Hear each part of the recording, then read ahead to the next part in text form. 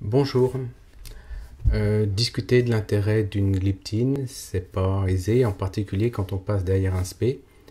Et puis, même convaincu, je veux pas forcément me crisper là-dessus et que cette discussion prête trop de place dans la consultation. Je voudrais vous montrer comment j'utilise Prescrire au travers d'un blog, par exemple pour un patient auquel je propose de discuter de ce traitement. Donc on ouvre le dossier d'un patient qui vient pour son renouvellement. Justement, il a vu son diabétologue qui vient de le mettre sous Januvia.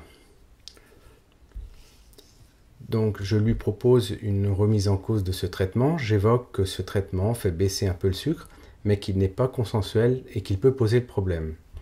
Donc j'ouvre un courrier. Puis j'appelle un lien d'un élément qui est placé dans le glossaire. Hop.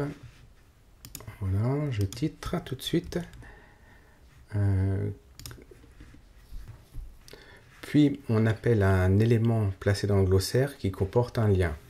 On ouvre le lien et on se retrouve sur le sur le blog. Là, on découvre ensemble ce que dit Prescrire des glyptines. On lit ensemble. L'efficacité des glyptines n'est pas démontrée en prévention des complications du diabète et elles sont à l'origine d'effets indésirables graves, voire mortels, notamment pancréatiques et cutanés. Mieux vaut écarter ces médicaments des soins. Tenez, là justement, un peu plus loin, on parle du Januvia.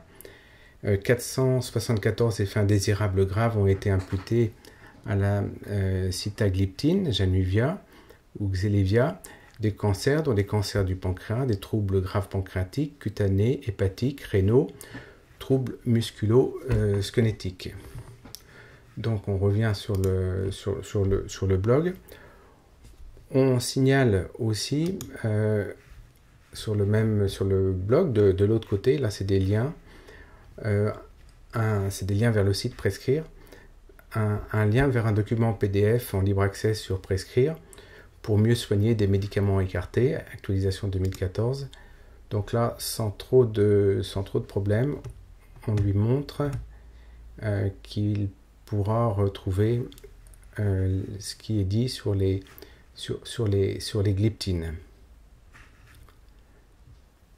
Voilà, ça va vite. Donc, on ne s'arrête pas là. Depuis notre super logiciel, si l'adresse mail du patient est bien renseignée dans le volet identité, donc on retourne dans le courrier. D'un clic sur courriel, on lui envoie par internet un mail avec cette image-là et ce lien qui lui permettra d'ouvrir et de regarder tranquillement chez lui, s'il le souhaite, les éléments qui ont été discutés et qui pourront être discutés lors d'une consultation suivante. Donc au total, c'est facile, ça va vite, le patient décide, il a plus d'éléments, en tous les cas pour décider. Notre logiciel est Medistory sous Mac. J'espère que je me suis exprimé clairement.